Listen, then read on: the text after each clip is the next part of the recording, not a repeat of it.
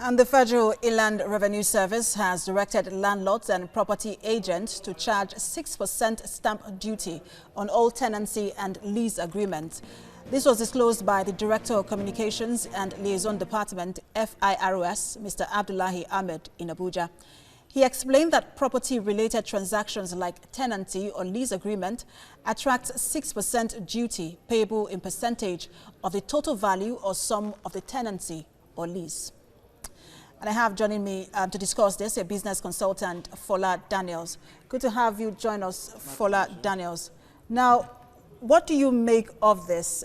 What do you make of this situation, especially because we know that our tax to GDP ratio is very low. It's in 2017, it was at 5.7%. So what do you make of this? First, I say it is preposterous, ludicrous, farcical, discombobulating. I can't even begin to count all the words that define the insensitivity of the federal government at a time like this. This is a time when the US government is issuing paycheck to the citizens. The UK government is helping their citizens. The Ghanaian government is suspending the payment of water bills. What has Nigeria done for the generality of the citizens in Nigeria? Between January and June, when the nation was on lockdown, the government made 66 billion naira from stamp duty alone. If they follow that trend, by December, they should have made 130 billion naira, 132 billion. But the target of the FIRS is 1 trillion naira from stamp duty alone. We are living as a nation that does not have natural resources. It's nations like US, UK, and European nations that can live on taxes primarily because they have nothing else to live on. But for Nigeria, that has not less than 30 mineral resources in commercially viable quantity, tax is not the solution for us. And taxing the people to stupor, very soon you're going to be taxed to breathe. That's definitely not, and it is clearly insensitive during a pandemic. Because a lot of people out there who are not well informed are going to leverage this opportunity to extort the people who don't know about this. So it's clearly not the way to go at this time.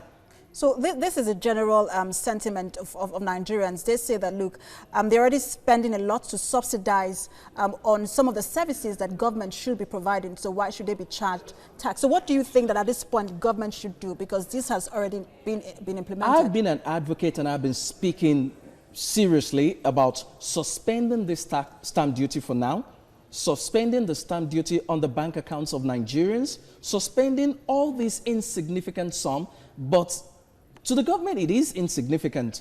To the people, it is not insignificant. Take, for example, you probably have people that depend on you, people that you send money to from time to time. And these are people who live at a distance from commercial banks, meaning that they have to go through an agent to get the money. And once you send the money, the moment it drops, the money is messed up. And they're still going to pay the agent a sum in order to get the money out. How many of them actually get value for what they're actually spending? So it's clearly the least palliative the government can give Nigerians right now is suspend some of this stamp duty.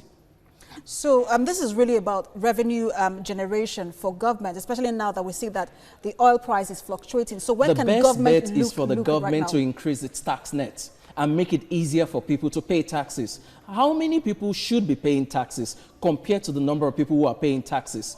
I mean, the common sense thing to do is for us to just broaden the tax net. We have less than half the number of people who should be paying taxes who are actually paying taxes. And what's the problem? The problem is also that the government itself hasn't made it easy. People should just be able to go online without any difficult calculation. This is how much I earn. This is how much is taxable. Pam, you pay your taxes. It should be that easy for anybody, any company, any individual to be able to pay taxes. Broaden the tax net. And the reason they can't broaden the tax net is because they have been messing up the data collection system. Look at what they're doing with NIMC. Why can't we work in collaboration with the banks to do our registration? It's taken well over 4 years for people to get national IDs. When you will get a debit card that has security features, has my financial information under 30 minutes in a bank. Come on. Business consultant Fola Daniels, thanks for your time. I wish I could say it's my pleasure, but they are upsetting us.